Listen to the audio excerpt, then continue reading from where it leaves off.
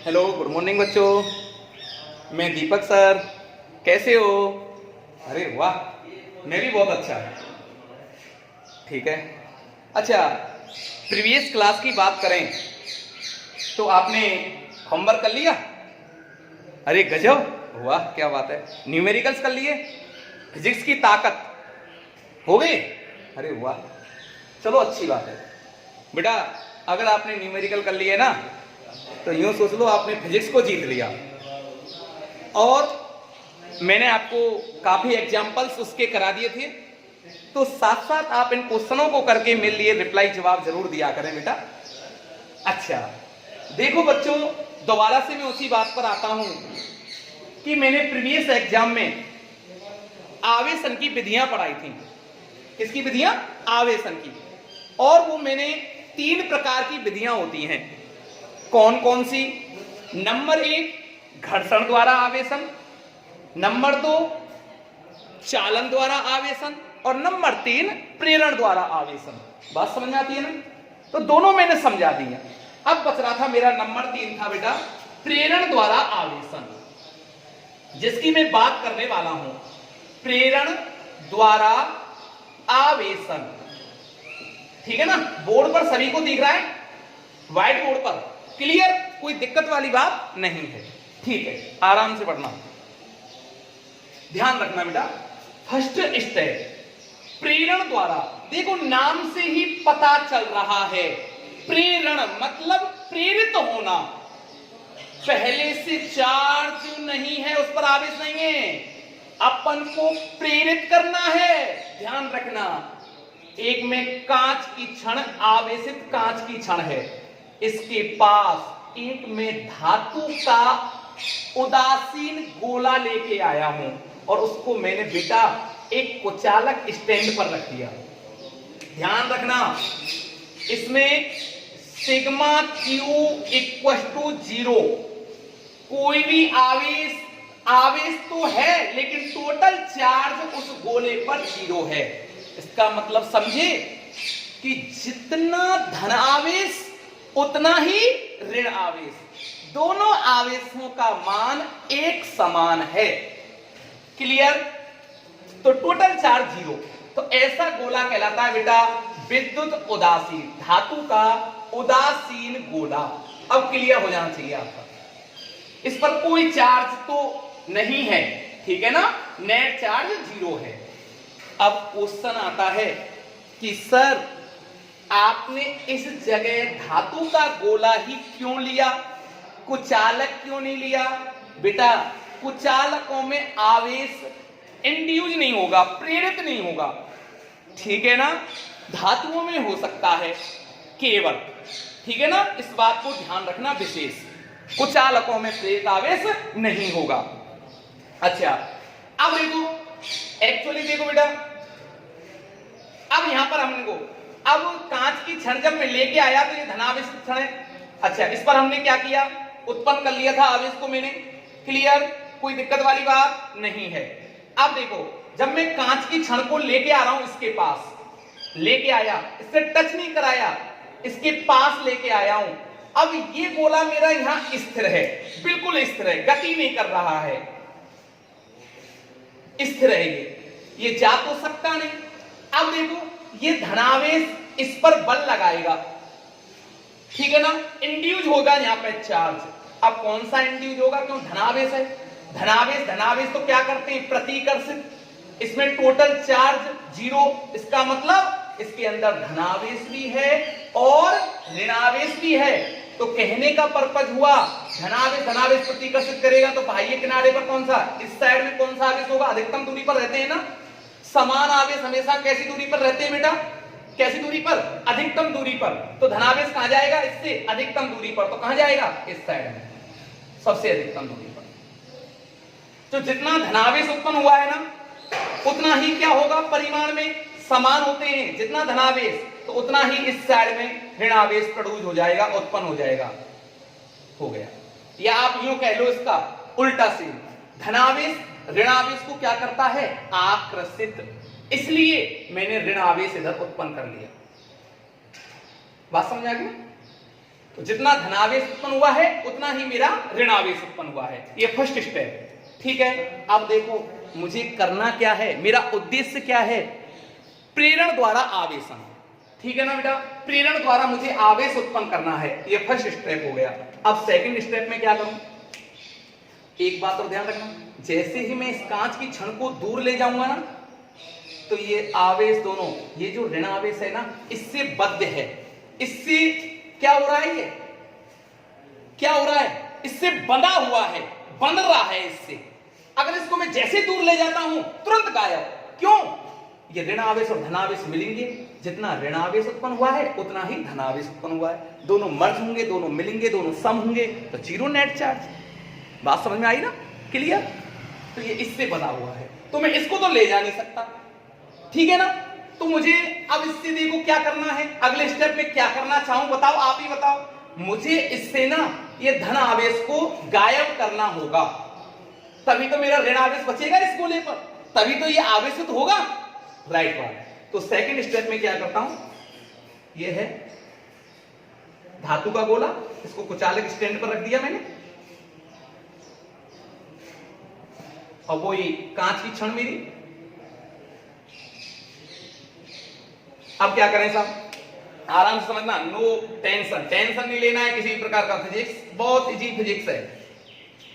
Second step, तो देखो बच्चों मैं क्या करूं, अब एक बात करें हमारी अर्थ की, पृथ्वी की। पृथ्वी कैसी है बताओ, है चालक, बिल्कुल चालक है, लेकिन उदासीन है। कैसी है बेटा? उदासीन। उदासीन का मतलब टोटल चार्ज जीरो। तो देखो इसको मैंने अर्थिंग कर दिया, एक चालक तार से मैंने पृथ्वी को जोड़ दिया, एक चालक तार से इसको मैंने कनेक्ट कर दिया, भूसंपर्कन कहते हैं इसे,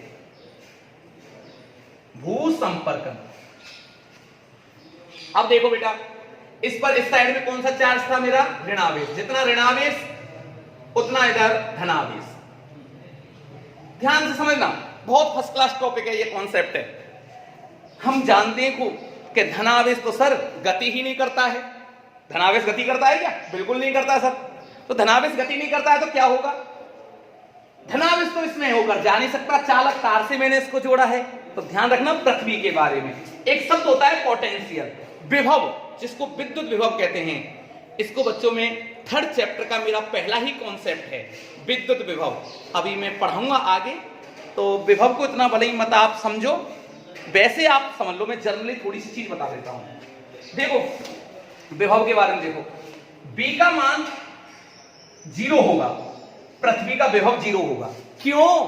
मैंने एक शब्द बोला था ना, पृथ्वी कैसी होती है बच्चों? विद्युत उदासीन। कैसी होती है पृथ्वी? विद्युत उदासीन होती है।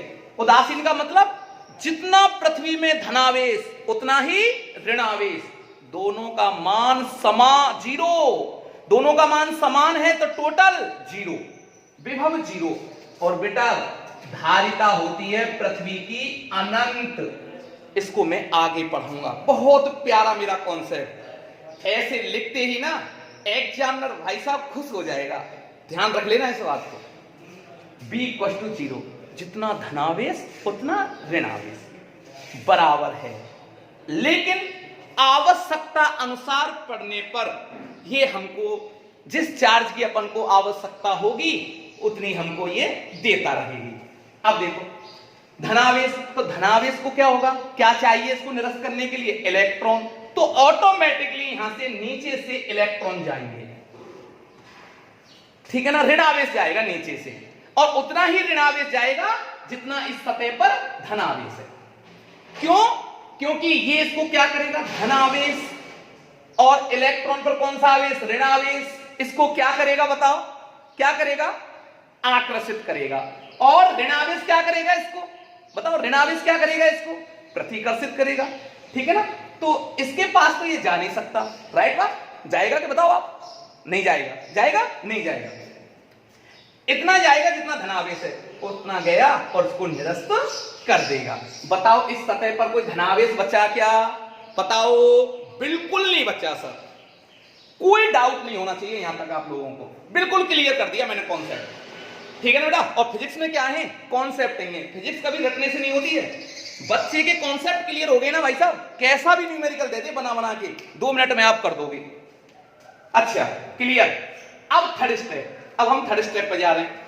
अब मुझे क्या करना है, देखो ये गोला, इसको मैंने बेटा कुछ अलग स्टैंड पर रख दिया, ठीक है ना, वो ही स्टेप है। अब देखो सर, वही मेरी कांच की छड़, वही लिख दिया मैंने, एक बार लिख दिया है, ठीक है ना। ये धातु का गोला है, ये कुछ अलग स्टैंड है, एक बार लिख दिया मैंने। अब आप समझ रहे होंगे। अब देखो मुझे क्या करना है, ये ऋण आवेश है। अब आप ही बताओ कि अब आपकी बारी है। मैं तो बता चुका, मेरा धनावेश कहां चला गया, पृथ्वी में। बचा कौन सा, ऋण आवेश। वो इससे क्या है, बंधा हुआ है, इसने जकड़ रखा है इसको, इसने इसको जकड़ रखा है। राइट बात, कोई दिक्कत वाली बात नहीं है।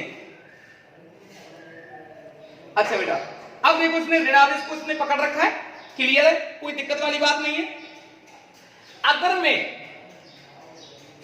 इस, अब देखो 2 स्टेप है, मैं भूसंपर्कन को पहले हटाऊं कि इस धनावेशित रॉड को पहले हटाऊं। अगर मैं धनावेशित रॉड को पहले हटाता हूं, इसको पहले नहीं हटाता हूं, तो बेटा मेरो ऋण आवेश है ना, सारे को सारो पृथ्वी में चलो जाएगा। क्यों चले जाएगा बताओ, आप ही बताओ। क्योंकि इसको मैंने हटा दिया, अब इसको पकड़ने वाला कोई है ही नहीं। अरे है क्या, नहीं है, तो मेरा ऋण आवेश पूरा पृथ्वी में चला जाएगा। तो पहले हटाना कौन है मुझे बताओ, कौन हटाना है पहले, मुझे भूसंपर्कन को हटाना होगा। तो मैंने भूसंपर्कन हटा दिया, ऋण आवेश इससे बंधा हुआ है धनावेशित रॉड से।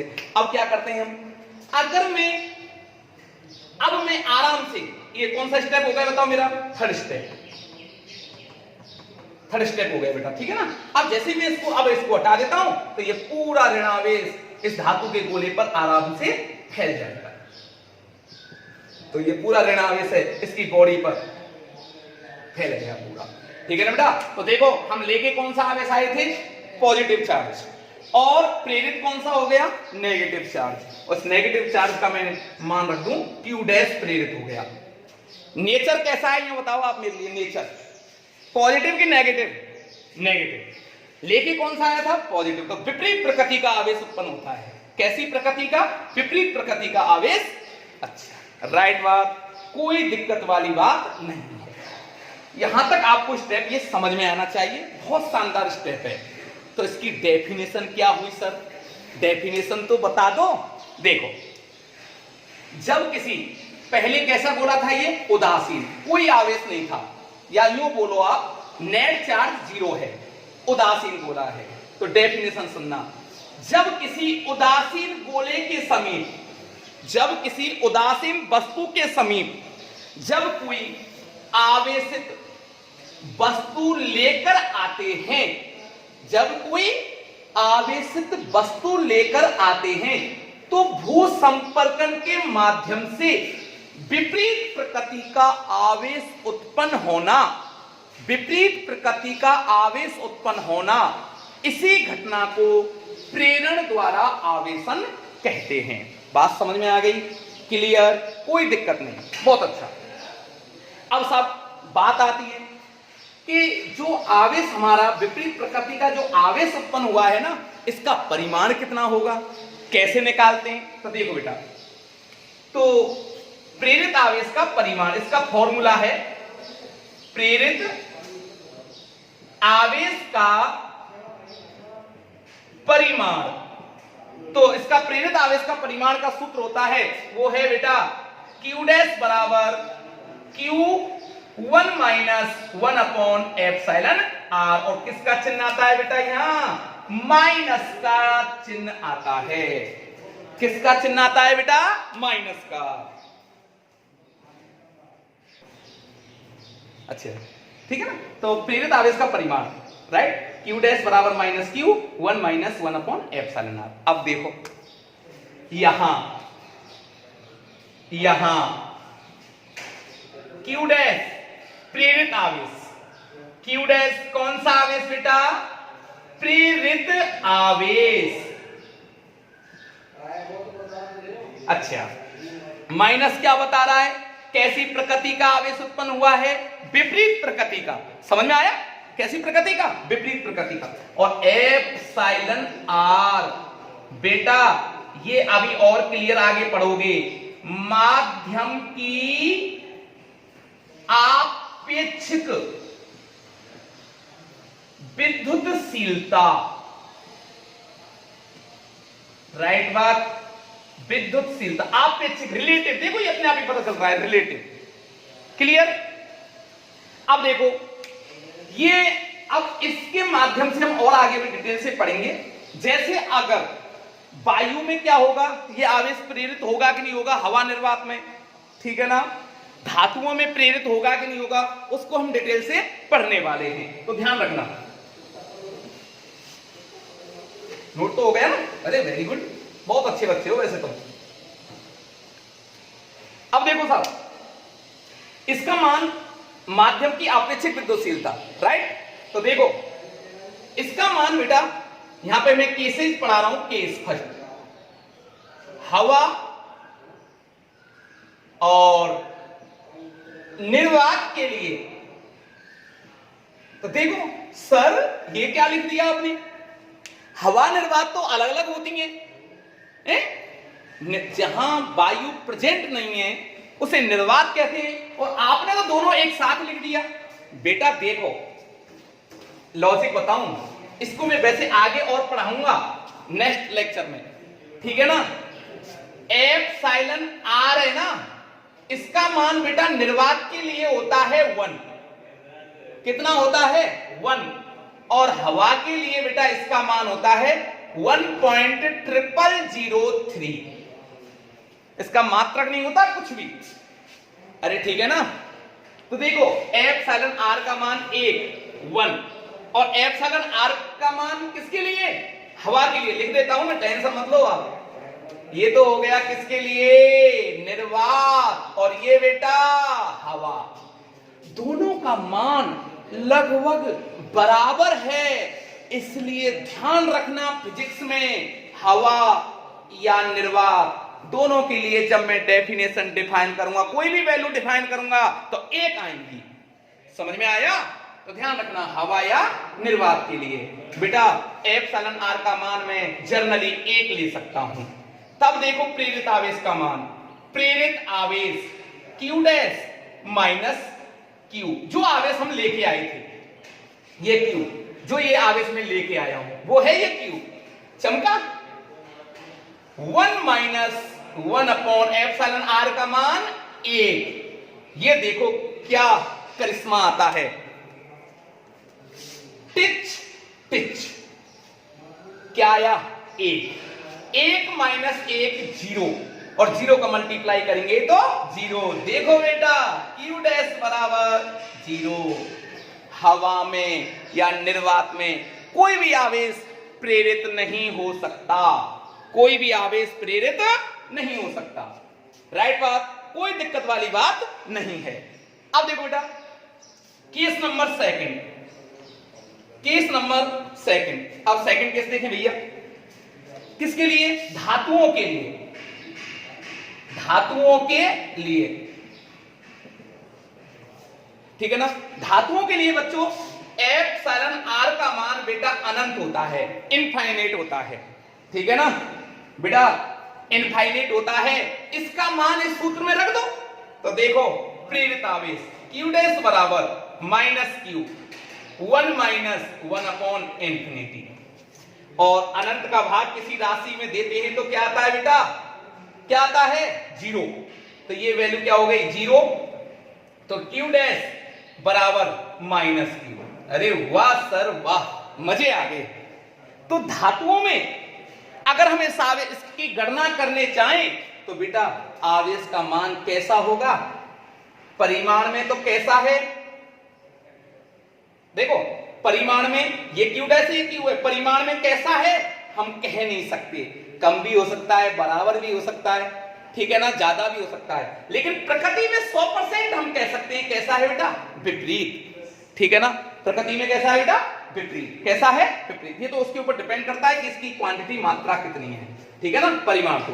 अच्छा, प्रकृति में जरूर हम कह देंगे विपरीत प्रकृति का आवेश उत्पन्न होगा, 100% होगा विपरीत प्रकृति का आवेश, ठीक है ना। अगर उसकी वैल्यू आ जाए, अब धातुओं की बात करें तो धातुओं में तो देखो बेटा समान परिमाण का आवेश उत्पन्न हो रहा है, ठीक है ना, प्रकृति में विपरीत होता है। तो हर ऑब्जेक्ट, हर सब्सटेंस, हर पदार्थ के ऊपर डिपेंड करता है, सब्सटेंस के ऊपर डिपेंड करता है, ठीक है ना। ये हम सारी चीजें सूत्रों को, फॉर्मूलों को देख देख कर पता लगा लेंगे। क्लियर है? बिल्कुल कोई प्रॉब्लम नहीं होनी चाहिए बेटा।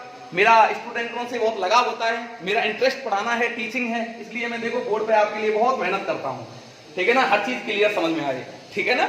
हाँ चलो, ये हमारा तीनों हो गए ना, घर्षण द्वारा आवेशन, नंबर 2 चालन द्वारा आवेशन, और नंबर 3 प्रेरण द्वारा आवेशन। दोनों के मैं लाइफ में एग्जांपल समझा चुका हूं बेटा आपको। घर्षण द्वारा आवेशन का समझाई दिया था, जब कांच की छड़ को रेशम के कपड़े से रगड़ते हैं तो कांच की छड़ पर धनावेश और रेशम के कपड़े पर ऋणावेश। चालन का भी मैंने आपको बता दिया। अब प्रेरण का देखो, लाइफ में एग्जांपल देखो, आप इसको रब कर दो, मिटा दो।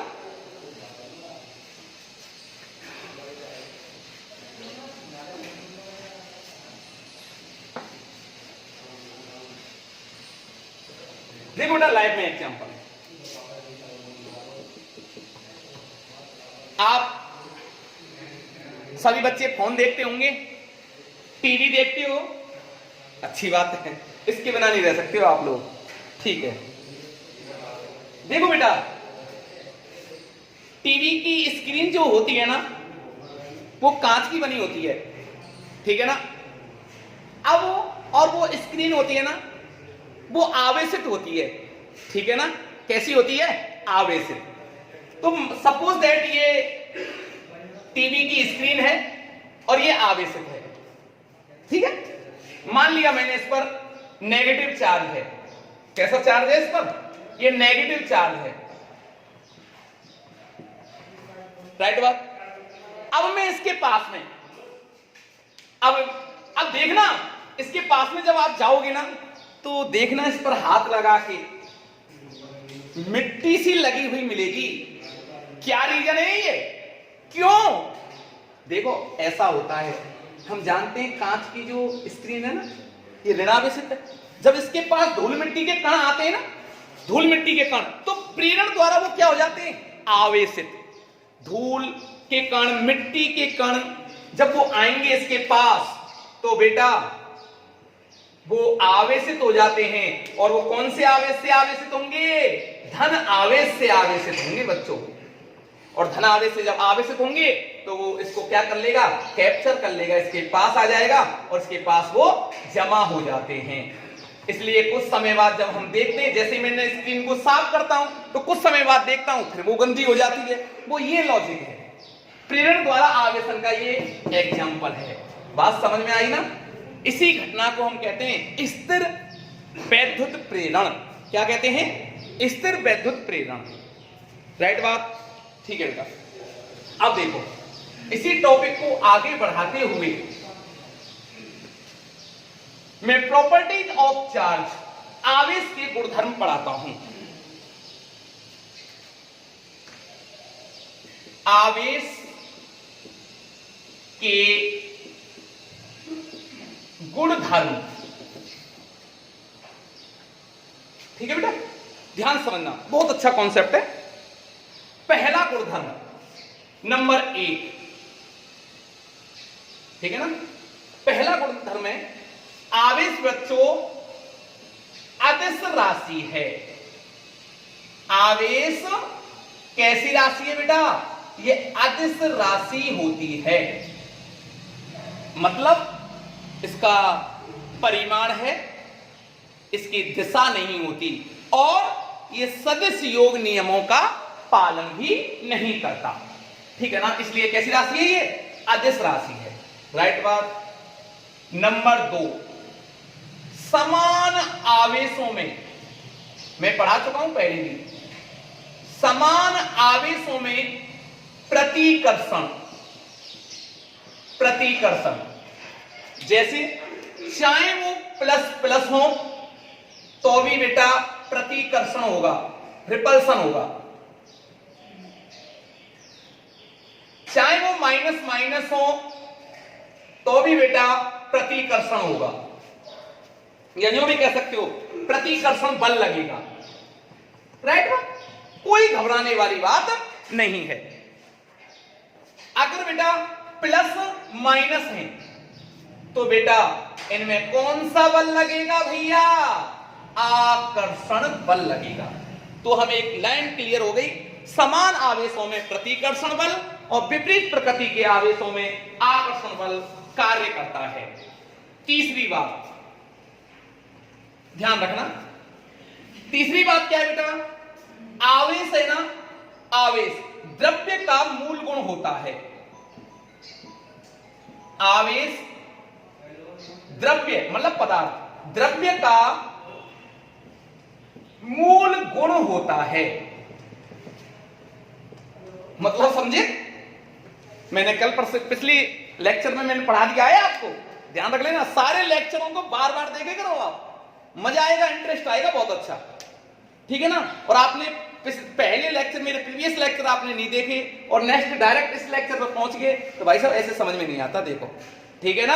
हाँ, आवेश द्रव्य का मूल गुण है, इसका मतलब है कि आवेश बिना द्रव्यमान के संभव नहीं है। मैं प्रूफ भी कर रहा हूं, कुछ पार्टिकल ऐसे बता रहा हूं कि जिन पर आवेश है और उनका द्रव्यमान भी है, ऐसे पार्टिकल भी बता रहा हूं। आवेश द्रव्य का मूल गुण है, इसका स्टेप मैं बताता हूं। आवेश बिना द्रव्यमान के संभव नहीं है। आवेश बिना द्रव्यमान के संभव नहीं है, मतलब आवेश होगा तो उसका द्रव्यमान होगा बेटा, 100% होगा। जैसे कि ये चार्ज है, ये पॉजिटिव चार्ज है, धन आवेश है, तो जब आवेश होगा तो उसना कुछ तो पदार्थ, मतलब उसका कुछ ना किसी से मिलकर तो बना होगा ना, वो उसका मास तो 100% होगा बेटा, नहीं बिना मास के उसका अस्तित्व तो ही नहीं होगा दुनिया में। इसके देखो पार्टिकलों के मैं एग्जांपल बता दे रहा हूं, आवेश बिना द्रव्यमान के संभव नहीं है। जैसे देखो इलेक्ट्रॉन, हम इलेक्ट्रॉन की बात करें, देखो इलेक्ट्रॉन पर भैया आवेश भी है और उसका द्रव्यमान भी होता है, पता हो तो आपको, होता है कि नहीं होता है? अच्छा, और देखो प्रोटॉन, देखो आप, कौन देखो? प्रोटॉन, प्रोटॉन देखो आप, बात समझ आएगी। पॉजिट्रॉन देख लो आप, ठीक है ना, उनका द्रव्यमान भी है, तो यहां लिखते हैं अपन इलेक्ट्रॉन और प्रोटॉन। ये बिल्कुल क्लियर हो जाना चाहिए आपको कि जिनका द्रव्य, अच्छा आवेश, इलेक्ट्रॉन आवेश है और द्रव्यमान भी है। अच्छा कुछ देखो, लेकिन और लेकिन आवेश, लेकिन द्रव्यमान बिना आवेश के संभव है। बहुत अच्छी बात है, संभव है। देखो कैसे, लेकिन द्रव्यमान, कौन? द्रव्यमान।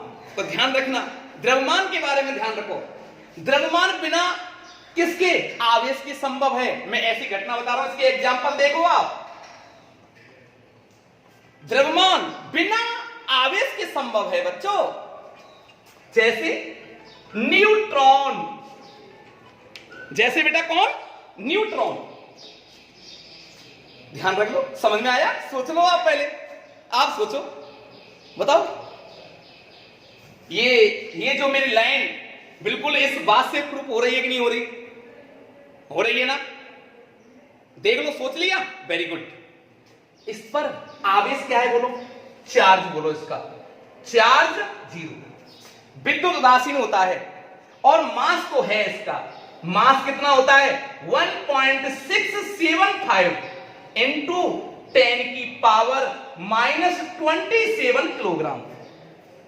बिल्कुल समझ में आ जाना चाहिए। अब बेटा बात आती है, क्लियर है ना?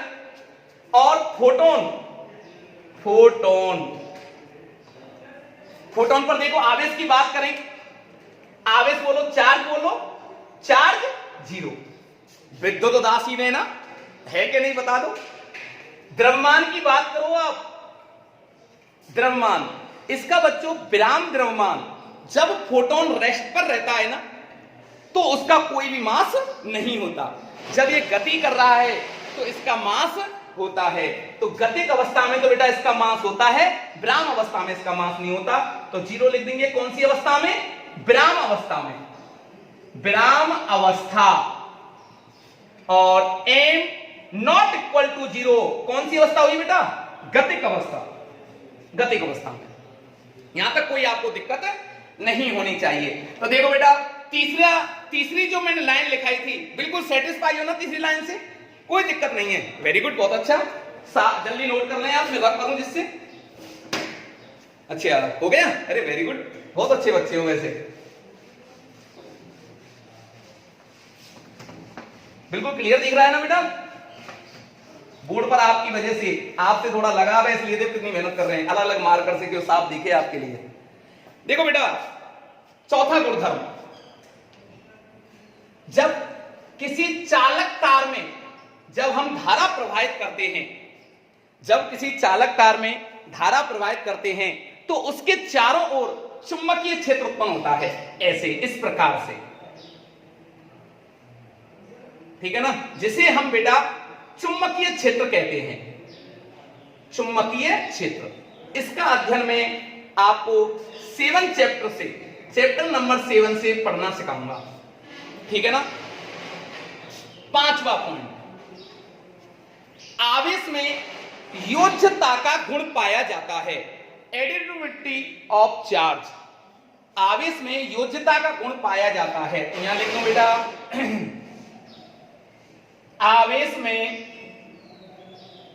योज्यता का गुण पाया जाता है। समझना बच्चों ध्यान से, बहुत इंटरेस्टेड टॉपिक है। देखो साहब,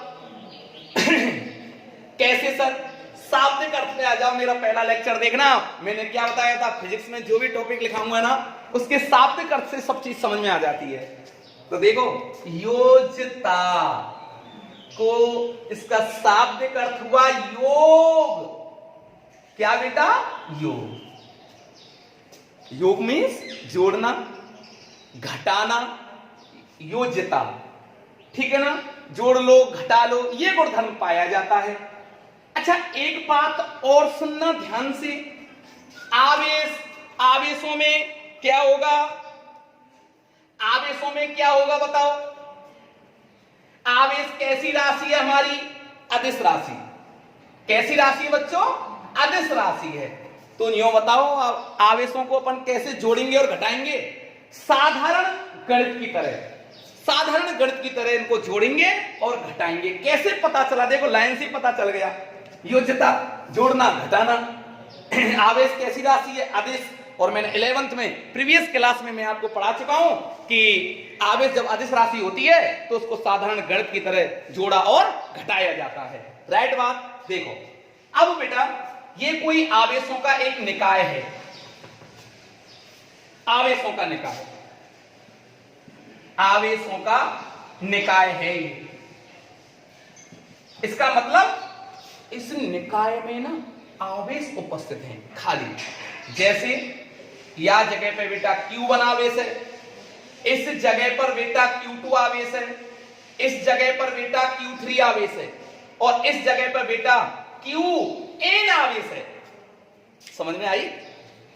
ये पॉजिटिव है, ये नेगेटिव है, ये पॉजिटिव है और ये पॉजिटिव है। तो देखो, क्या है ये योज्यता का गुण? क्या है ये गुणधर्म? इस निकाय का कुल आवेश कैपिटल Q उस निकाय में उपस्थित आवेशों के बीजगणितीय योग के बराबर होता है। दोबारा सुन लो, किसी निकाय का, निकाय किसका होना चाहिए? आवेशों का। आवेशों के निकाय की बात कर रहा हूं मैं। आवेशों के निकाय का कुल आवेश उस निकाय में उपस्थित आवेशों की बीजगणितीय योग के ऐसे लिख लो Q1 प्लस माइनस Q2। बीज गणितीय योग के कैसा होता है बेटा? बराबर होता है, यही योज्यता का गुण है। राइट बात? तो देखो इसको मैं दोबारा से लिखूं तो क्या हो जाएगा? Q बराबर Q1 minus Q2 plus Q3 और प्लस Qn। राइट। इसके ऊपर काफी बार न्यूमेरिकल पूछ लिए गए हैं, अभी मैं न्यूमेरिकल करा रहा हूं बेटा, समझ में आ गया होगा। देखो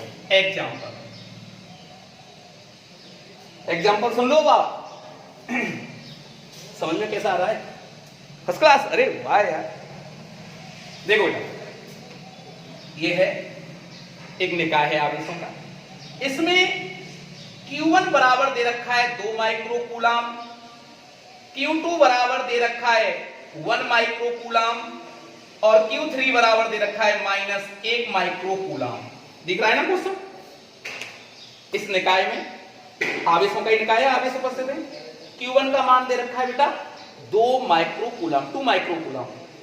Q2 की वैल्यू दे रखी है 1 माइक्रोकूलम और Q3 की वैल्यू कितनी है? -1 माइक्रोकूलम।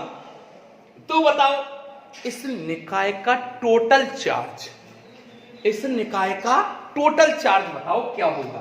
तो देखो टोटल चार्ज मतलब कुल आवेश। सर आपने सूत्र तो बता दिया है ना, ये लगेगा Q बराबर लगा लें, जोड़ना है सभी को। तो 2 माइक्रोकूलम, ठीक है ना। माइक्रो का मान मैं पढ़ा चुका हूं, 10 की पावर -6 लिख देंगे अभी। 2 प्लस 1 माइनस 1। तो देखो बेटा, और किसमें ये? माइक्रोकूलम में। टिच कट गई। तो Q इक्वल टू 2 माइक्रोकूलम या 2 इंटू 10 की पावर -6 कूलम। नहीं चमका? समझ में आया कि नहीं आया भैया? आ गया? अरे वेरी गुड। तो देखो इस टॉपिक के ऊपर मैंने आपको, ये मैथमेटिकल टॉपिक था, मैंने न्यूमेरिकल भी करा दिया। इस प्रकार से न्यूमेरिकल आ जाते हैं। और ये जो न्यूमेरिकल आया है 2017 में 1 मार्क्स का ये क्वेश्चन पूछा गया है। ठीक है बच्चों, नोट कर लीजिएगा आप। हो गया? आगे देखो बेटा, मिटा दूं इसको।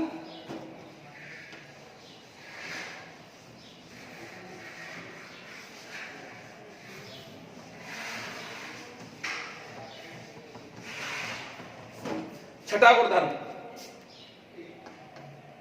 आवेशों में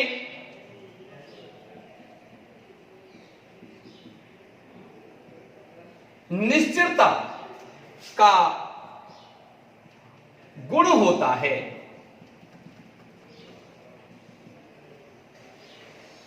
वेरिएंस ऑफ चार्ज, आवेशों में निश्चलता का गुणधर्म होता है।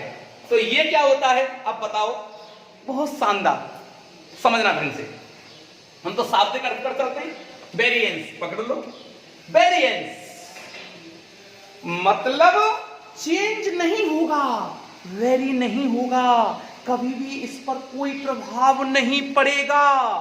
ध्यान रखना बच्चों, आवेश जैसा है वैसा रहेगा। अर्थात आवेश का जो प्रभाव है ना, वो ना तो बेटा गति पर डिपेंड है और ना ही वो एक निर्देश तंत्र पर निर्भर करता है। ध्यान रखना, गति मोशन पर बिल्कुल डिपेंडेंट नहीं है। ना तो ये गति पर निर्भर करता है मोशन पर, ना ये रेफरेंस फ्रेम पर डिपेंड करता है। रेफरेंस फ्रेम मींस निर्देश तंत्र पर। सर डिटेल से इसको समझा दो। तो देखो बेटा, गति के बारे में देखो। ये चार्ज ढंग से समझना, बहुत गजब तरीका से बताता हूं मैं आपको इस टॉपिक को, मजे आ जाएंगे आपको समझने से। Q बराबर मान लो एक आवेश है 10 माइक्रोकूलम का और ये बिल्कुल स्थिर है। V equal to 0। इसका मतलब क्या हुआ बताओ? V इक्वल टू 0 का मतलब क्या हुआ? ये बिल्कुल गति नहीं कर रहा है, स्थिर है। स्थिर है, आवेश का मान कितना है बेटा? 10 माइक्रोकूलम। अब देखो अगला स्टेप, अब देखो Q बराबर, अब मैं इसको, इसी आवेश को V0 मतलब स्थिर, समझ में आई? स्थिर है। अब ये v वेलोसिटी से मूव कर रहा है, गति कर रहा है कांस्टेंट वेलोसिटी से, तो कांस्टेंट को मैं लिख सकता हूं नियत वेग से गति कर रहा है मेरे बच्चों, नियत वेग से।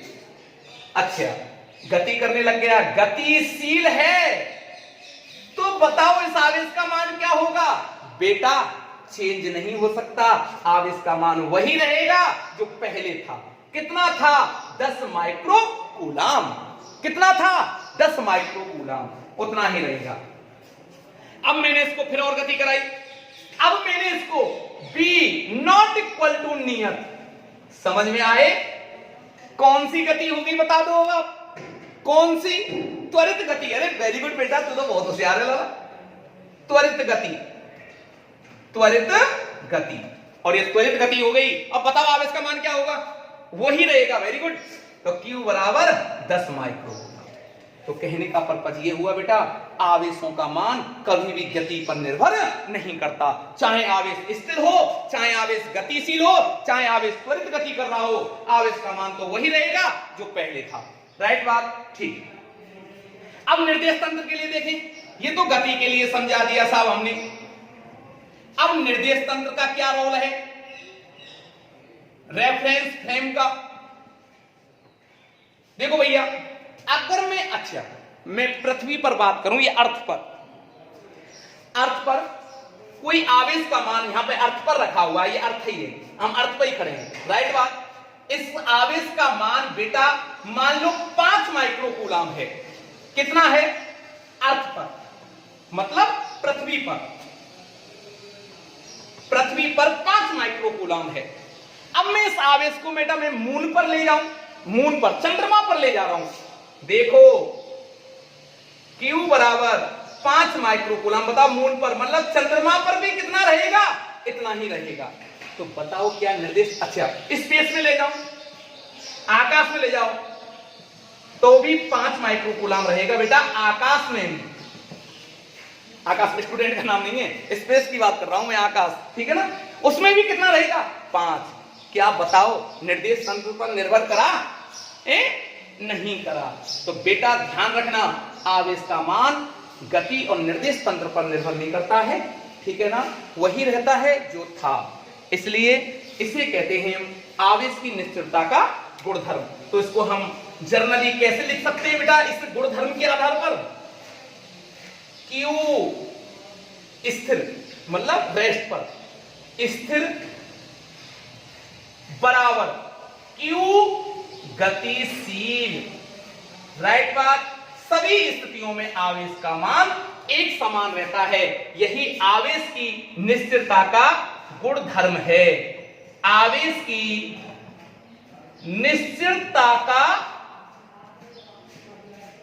गुणधर्म है।